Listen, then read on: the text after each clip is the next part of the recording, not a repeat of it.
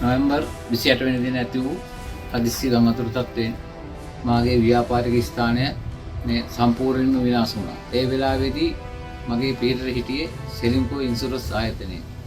ඇත්ත වශයෙන්ම මම අද මේ ව්‍යාපාරය මේ විදිහට ගොඩගත්තේ සෙලින්කෝ ඉන්ෂුරන්ස් ආයතනයේ නිසායි.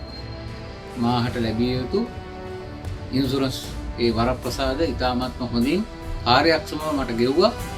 මම අද සුපුරුදු පරිදි මගේ ව්‍යාපාරය කරගෙන යනවා. මම හිතන්නේ ලංකාවේ තියෙන හොඳම ඉන්ෂුරන්ස් ආයතනය සෙලින්කෝ ඉන්ෂුරන්ස් ආයතනය. ඒක එසේමයි. ඉතින් සෙලින්කෝ ඉන්ෂුරන්ස් ආයතනයට මම ගොඩාක් ස්තුතිවන්ත වෙනවා. ඒ වගේම සුබ පතනවා. ජයෙන් ජයම් වෙන්න ඕනේ සෙලින්කෝ ඉන්ෂුරන්ස් ආයතනයට අපි වගේ අයට මේ වගේ අවස්ථාවලදී පිට වීම ගැන.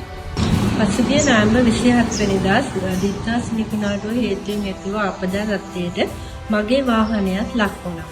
ඒ වාහනය සඳහා අවශ්‍ය කුමන රක්ෂිත වරණලි මුදල සෙලින්කෝ ඉන්ෂුරන්ස් සමාගමෙන් ඉතා කඩිනමින් මාට ලබා දීම පිළිබඳ මගේ හදපිරි ස්තුතිය මම රක්ෂණ සමාගම වෙත මෙයින් පුද කරනවා. පසුගිය විප්‍රාත් සෙලින්කුණාටුව හේතුවෙන් මගේ ව්‍යාපාරික ස්ථානයට ගම් අතුරු මායනටපත් වුණා.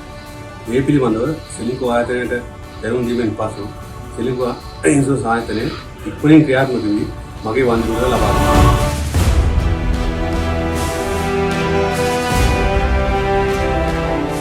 ලොකු පොඩි සමට රැකවරණය Ceylinco VIP on the spot ලෝකෙට මේකයි.